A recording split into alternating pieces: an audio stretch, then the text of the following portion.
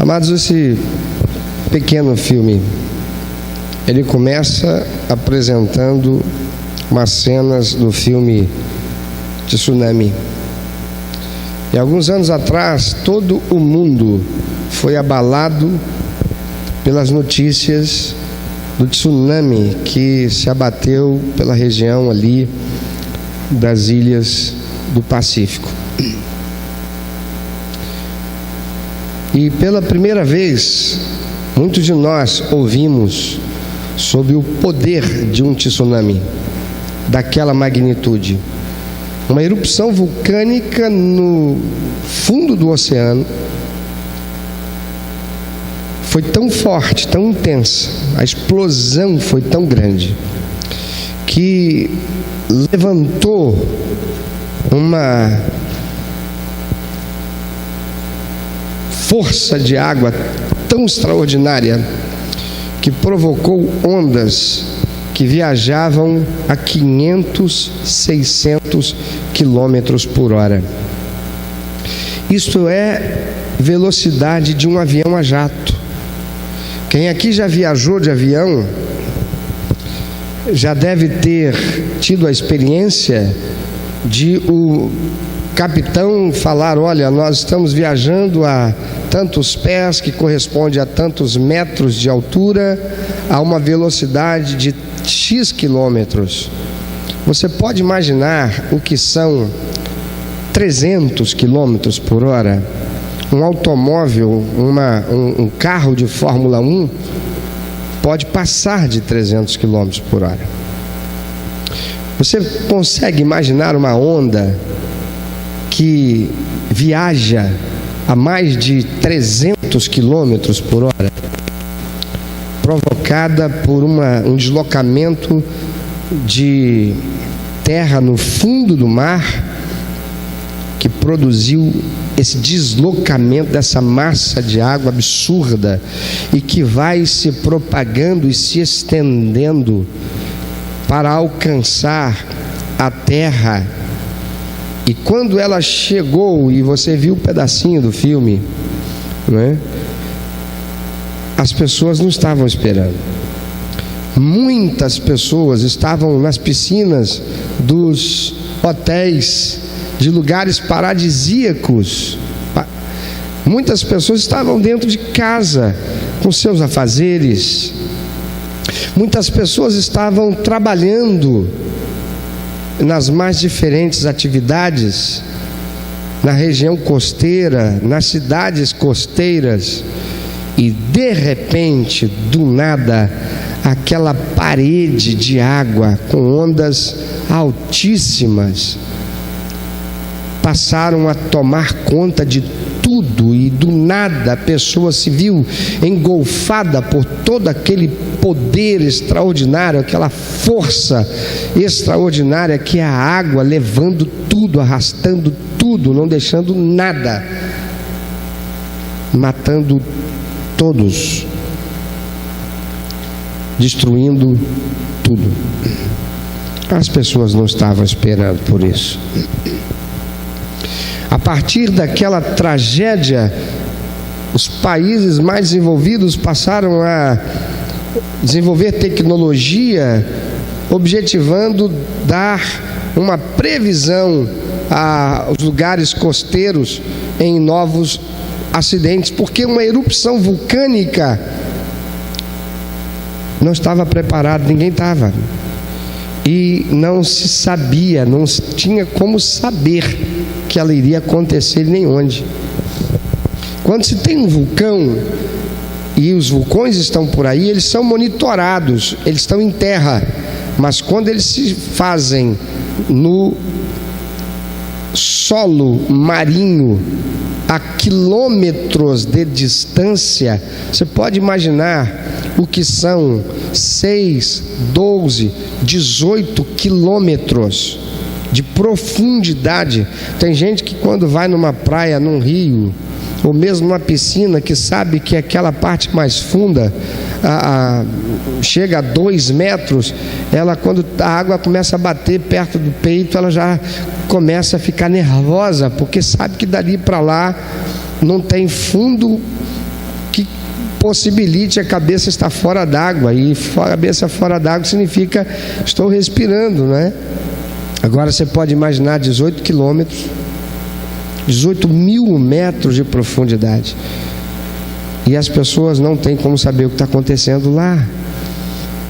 O ser humano, ele já foi a lugares longínquos no universo, milhares e milhares de quilômetros de distância da Terra. O homem já foi à Lua. Está se investindo tanto para o homem chegar a Marte. Bilhões e bilhões e bilhões de dólares, euros, ienes, libras esterlinas, marcos alemães, para que o homem possa ir ao espaço e descobrir se tem vida lá, para tentar encontrar de onde nós viemos, uma resposta, da onde viemos. E nós ainda não conhecemos nem 5% do fundo do mar. Nós sequer temos tecnologia. Nós temos tecnologia hoje para mandar o homem a planetas muito mais distantes do que a Lua, mas não temos ainda tecnologia para desvendarmos os segredos que o mar reserva. Está se procurando fazer meios de o homem sobreviver em outro planeta em caso de um cataclisma que impeça o homem de viver na Terra. Mas não há tecnologia nem recursos sendo investido para descobrir como o homem poderia viver no mar, na água, no planeta que Deus criou e colocou ele lá. O que importa aqui nessa hora, amado, que eu quero te chamar a atenção, é a respeito de algo que muitas vezes foi apresentado para as pessoas não crentes. Mas esta é uma mensagem sobretudo para quem é crente, sobretudo para quem é crente dos nossos dias. A palavra do Senhor diz que Jesus Cristo virá como um relâmpago. A vinda de Jesus será como um relâmpago que, quando aparece, ele risca o céu de um lado a outro. Ninguém espera um relâmpago quando ele vai, ou melhor, quando ele se manifesta.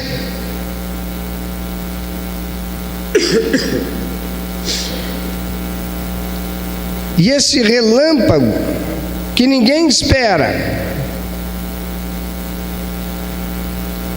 é como será a vinda de Jesus. Abra Mateus capítulo 24.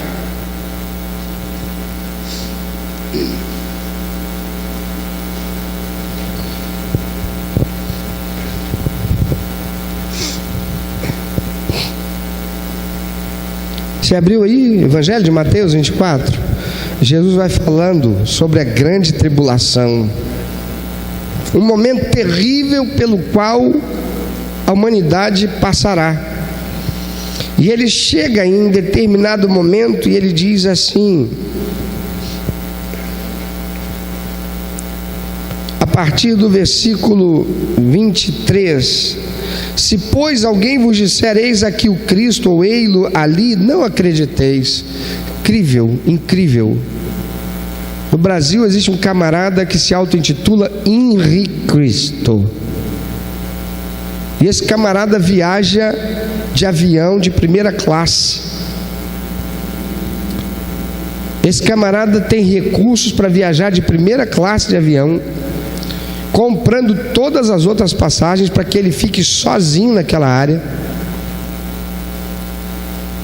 E ele tem muitos seguidores. Eu estava lendo uma reportagem dia desses de um camarada na Alemanha, na Rússia. E esse camarada também se intitula Cristo. E ele tem milhares de seguidores. Criou inclusive uma cidade que abriga os seus seguidores. Parece-nos algo assim absurdo, mas Jesus é quem está dizendo: se pois alguém vos disser, eis aqui o Cristo, ou ei-lo ali, não acrediteis.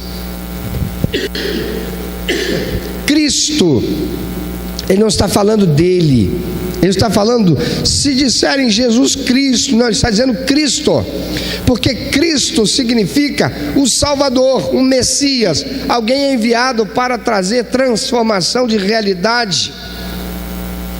Jesus diz: não acredite, não espere, não haverá salvação em outro. Atos capítulo 4, versículo 12 diz: porque em nenhum outro há salvação, porque dado entre os homens não há nenhum outro nome, a não ser Jesus Cristo. Só Jesus Cristo pode salvar.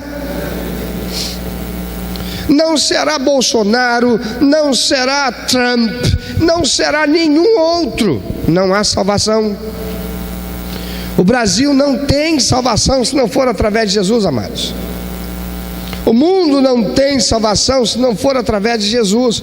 E ele diz: porque hão de surgir falsos cristos e falsos profetas, e farão grandes sinais e prodígios, de modo que, se possível for, enganariam até os escolhidos. Quem são os escolhidos? Aqueles que entregaram sua vida para Jesus, recebendo como único, eterno, suficiente Salvador.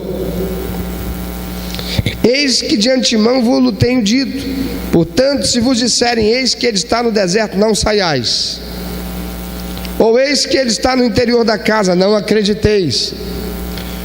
Há umas décadas atrás, um camarada nos Estados Unidos chamado David Koresh se auto-intitulou Cristo, e ele arrebanhou muita gente, gente com recursos financeiros, gente com cultura,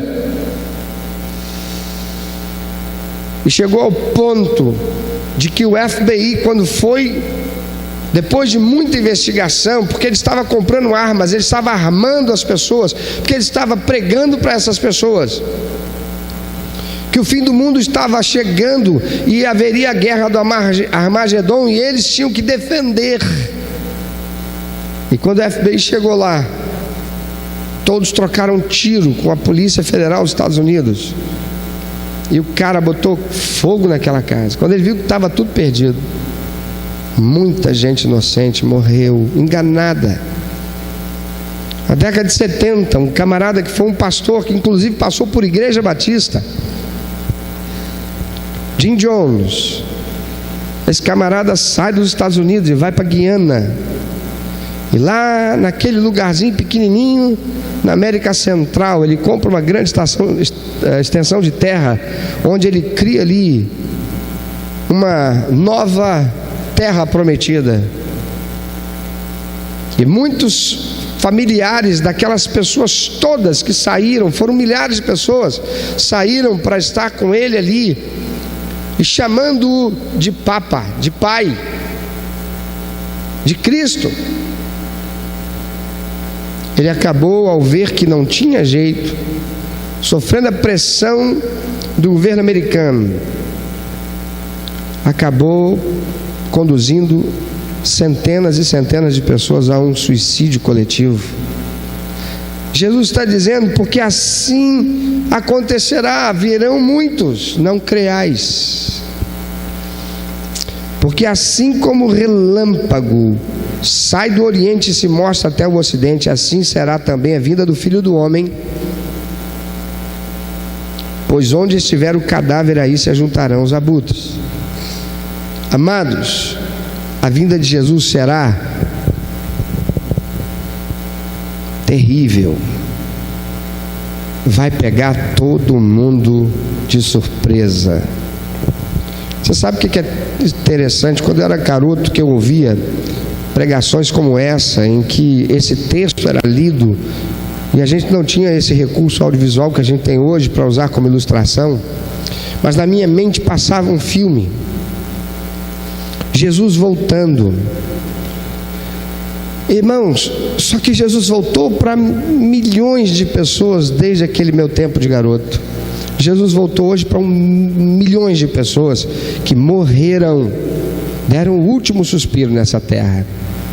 pessoas que não esperavam a morte, pessoas que não imaginavam que iam ter infarto agudo do miocárdio, que iam sofrer um acidente de trânsito, que iam ser atropeladas e morrer ali mesmo, que iam sofrer um assalto e morrer num tiroteio, chegando em casa entre polícia e bandido, entre bandido e bandido.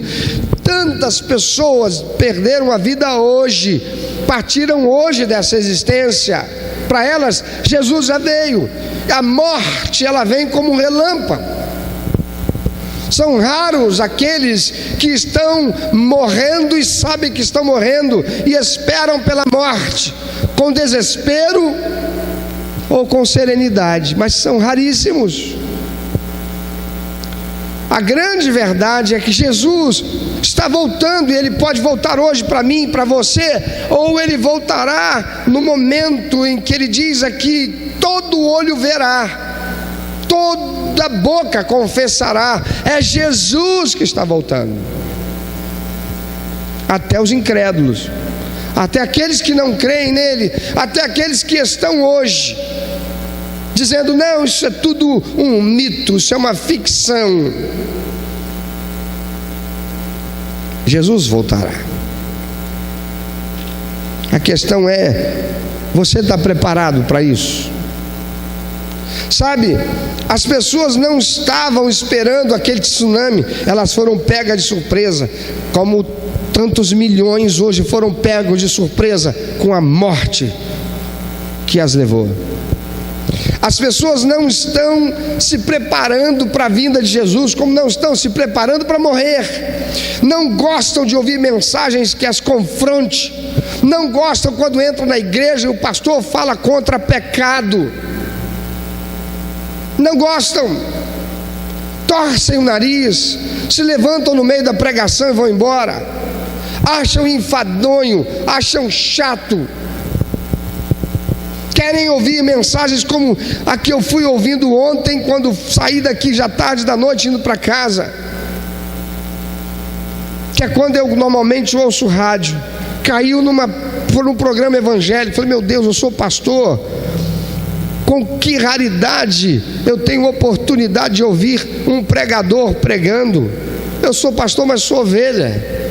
Fala comigo, Senhor, usa esse homem de Deus aí. Ah, meu Deus. Depois eu tive que orar, pedindo: Senhor, tem misericórdia de todo mundo que ouviu. Porque a mensagem não confrontava ninguém com nada. Era uma mensagem só para falar que você tem problema, mas Deus te resolve o problema. Você tem crise, mas Deus vai resolver a tua crise. E pega um texto e força o texto para dizer que Deus vai te abençoar. Em dado momento diz: agora levanta a mão que eu vou profetizar sobre a tua vida. E é um tal de ouvir lá no fundo um glória a Deus, aleluia, fala a Deus, eu recebo. E essas pessoas estão por aí enchendo os templos de gente que quer solução para os seus problemas, que quer um Deus, que quer um Jesus, que é um fast food, que é um supermercado, que é uma geladeira que eu abro e ela está lá como dispensa cheia. É só eu pegar e usar, usufruir, me satisfazer. Quantos são os crentes que até mesmo um dia, tendo feito uma aliança com Jesus, tendo passado por discipulado por tanto tempo, sendo confrontado, tendo seu caráter tratado, em algum momento da sua vida começa também a ouvir o canto da sereia, começa também a ouvir e ter os seus olhos sendo abertos e descortinados para a sedução do mundo, como Satanás fez com Eva. E começam a não mais gostar de ouvir a palavra de Deus. Não tem mais uma alma navegável. Não se deixam mais ser tratáveis, ensináveis. E se corrompem. Amados, eu fiquei revoltado depois de ter ouvido. Eu falei: agora eu vou ouvir até o final. Eu tenho que sofrer com esses que estão sofrendo, que é para eu poder orar e a minha oração valer. Porque a palavra de Deus diz que um coração quebrantado, contrito, uma alma que chora, o Senhor vai ouvir. Eu quero que o Senhor me ouça. Mas às vezes eu fico, irmãos, confesso, até mesmo em crise, pensando, será mesmo que Deus está ouvindo essa oração? Porque eu estou orando por pessoas que, ao invés de entrar numa igreja, receberem uma palavra de Deus que as confronta com suas mazelas, com seus pecados, para que elas saiam dali e elas se tornem diferentes pela palavra do Senhor, que diz que só há transformação quando há renovação do entendimento. Essas pessoas não querem. Falam mal do pastor, elas falam mal do pastor, porque ele disciplina, porque ele quer santidade na igreja, e porque ele, se quer, ele tem que ser exemplo de santidade. Mas quando são os pastores também que estão por aí sendo exemplo de santidade? Quantos são os líderes e diáconos que estão sendo exemplo de santidade? Quantos são os membros da igreja que estão sendo exemplo de santidade pelas igrejas? Amados, Jesus está voltando e Ele levará a sua noiva, e a sua palavra Ele alerta nela. Haverá muitos que dirão: mas Senhor, em teu nome curei, expulsei demônio. Todo mundo sabia que era um crente, levei muita gente para a igreja. Mas Ele dirá: nunca te conheci, pode rapar fora, teu lugar que não é aqui comigo não. Porque Jesus vem para buscar verdadeiros e frutíferos discípulos dele, gente comprometida que não negocia. Amados, a palavra de ordem do momento que nós estamos vivendo qual é? Empoderamento. Você que é negra, mulher, você tem que ser empoderada. Chega desse negócio de você sofrer esse tipo de distanciamento da sociedade que não abre porta para você. Você já reparou como tem gente para não deixar morrer a desgraça da separação, da distinção entre brancos e negros nesse país? E sabe quem é que faz isso? Infelizmente é um grupinho de gente que tem a pele escura. Porque o que eu mais vejo é negro casando com branca, branca casando com negro, e branco casando com negra, e negra casando com branco. Que país de tanta discriminação é essa? Que todo mundo se entende, independente da cor que tem. Mas por que é que tem alguns que insistem em fazer valer a ideia de que o Brasil ainda é um país em que preto é uma raça secundária e precisa ser empoderada? Isso é discurso do capeta, do diabo, que quer destruir a harmonia de uma sociedade. O mesmo discurso que quer destruir a família como Deus estabeleceu. O mesmo discurso que quer dizer que na cultura você deve ter como cultura uma pessoa como essa cantora MC que está por aí e que virá candidata a deputada estadual e que tem nas suas músicas, que não são músicas, são palavras malditas, medíocres, palavrões de baixo calão, que faz a mulher ser depreciada como instrumento de sexo sujo. E vem candidata a deputado estadual sob os auspícios de um político como o Freixo, de um partido como o Partido Comunista. Amados, palavra de ordem é empoderamento da mulher, é empoderamento do jovem, é empoderamento do pobre. Mas essa é a palavra que Satanás usou para a mulher lá no Éden. Deus sabe que o dia que você for comer do fruto que é dele, você vai ficar sabendo o que ele sabe, você vai ser empoderada. Interessante, irmãos. Por que é que não te causa espécie, não? Por que é que a palavra empoderamento, por que é que esse jargão, por que é que essa pressão psicológica, por que é que essa palavra de ordem do momento, ela vem praticamente, exclusivamente destinada à mulher? Será que isso tem alguma correlação com Satanás lá no Éden?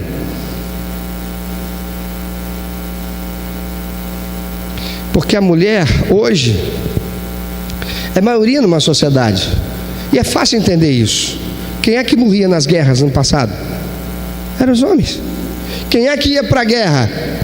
Eram os homens. E até na Segunda Guerra não tinha mulher, e a mulher que ia para a guerra, ela ficava onde?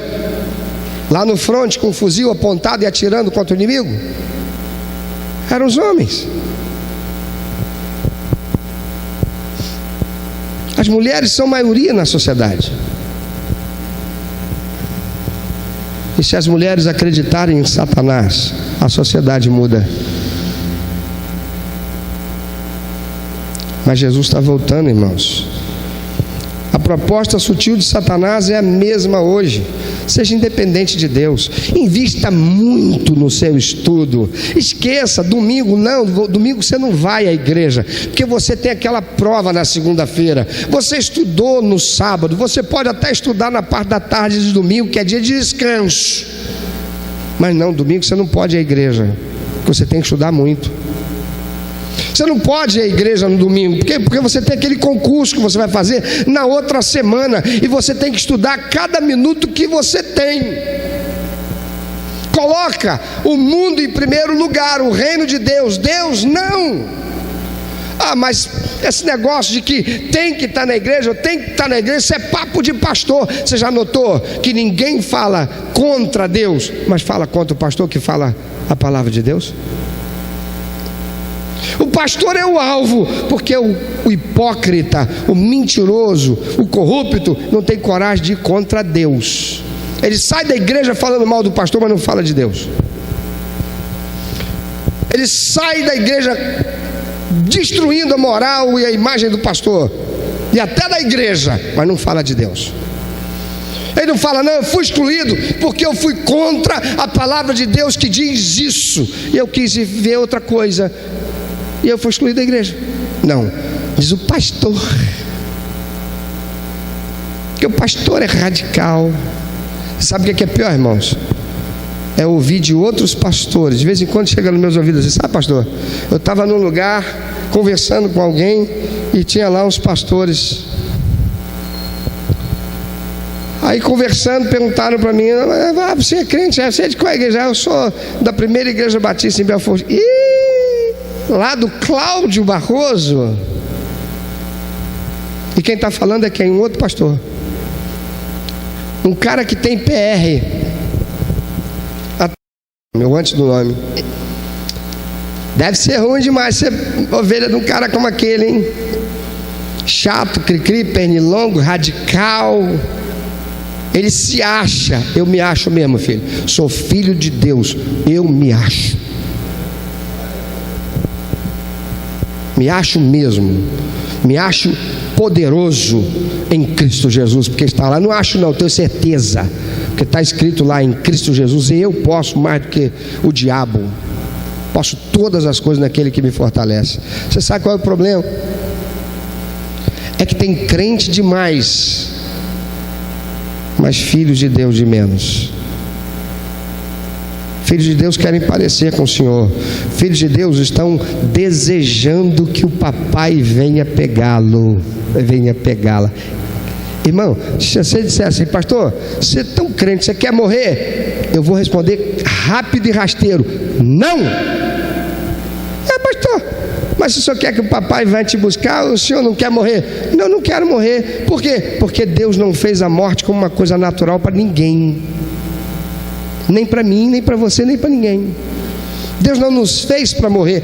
A morte é consequência do pecado, é uma herança desgraçada e maldita, que meu pai e minha mãe, Adão e Eva, como seus também, provocaram para nós, que somos herança deles, porque a palavra de Deus diz que os filhos são o que dos pais? Herança.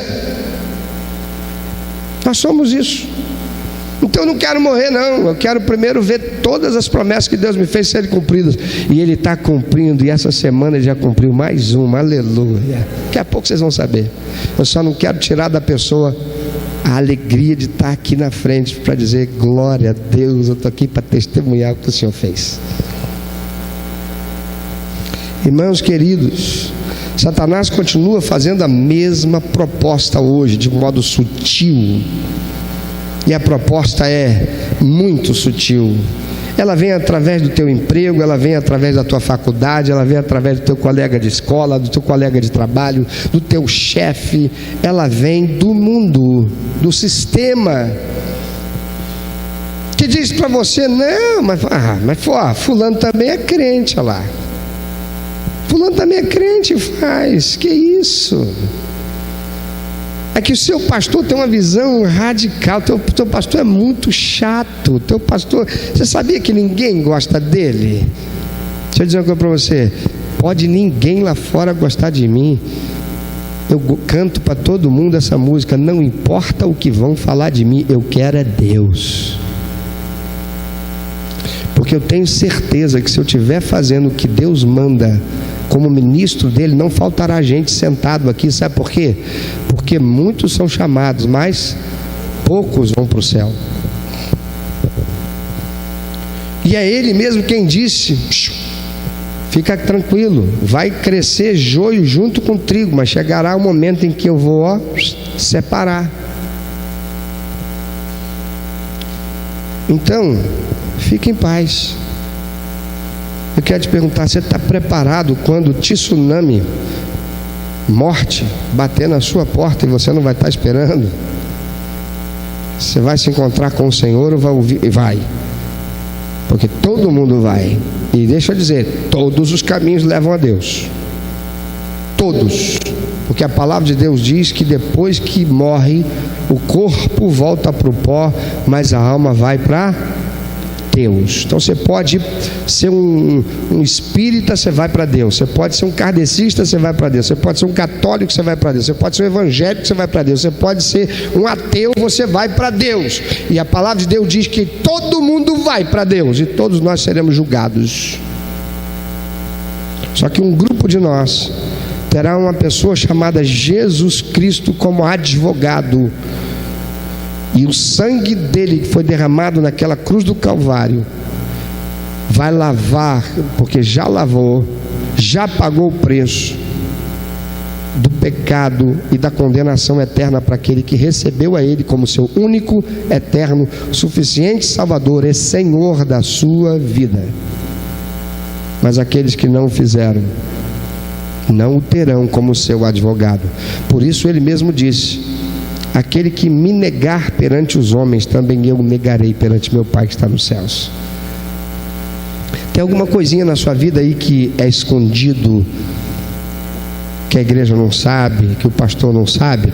O diabo sabe e Deus sabe. Quem realmente importa saber, sabe. Tua mulher pode não saber, teu marido pode não saber, teu pai pode não saber, tua mãe pode não saber, teu chefe pode não saber, teu patrão pode não saber, teu pastor pode não saber, mas Deus e o diabo sabem. E a Bíblia diz que Satanás está diante do trono de Deus por enquanto, 24 horas para acusar. Não é o ímpio, é o crente. Com o propósito de quê? Roubar, matar, destruir. Ter direito para fazer isso. Meu irmão, minha irmã, quando eu leio a palavra de Deus que diz que a blasfêmia contra o Espírito Santo é um pecado que não tem perdão, e eu ouço Jesus dizendo que haverá alguns para os quais ele dirá, depois de ouvir dele: mas Senhor, eu era crente, eu testemunhei, levei muita gente para Jesus, para o Senhor, levei para a igreja, eu consolidei, eu cantava no coro, eu expulsava demônios, eu subia monte, eu fazia jejum. Ele vai dizer: nunca vos conheci, pode sair fora, eu conheci teu coração. Quando eu ouço essas palavras do Senhor, irmãos, eu tremo e me entristeço. Eu não posso ficar um dia sem dizer para o Espírito Santo: Senhor, se tiver alguma coisa na minha vida, se eu pensei alguma coisa que não devia, porque eu estava distraído e concordei com uma ideia que um demônio colocou, conseguiu me fazer pensar, em nome de Jesus, me ajuda, me mostra, me revela, para que eu possa pedir perdão, confessar e me consertar. Isso se chama santificação. E a palavra de Deus diz que sem santificação, sem santidade, ninguém verá o Senhor. Você está preparado para se encontrar com teu Deus?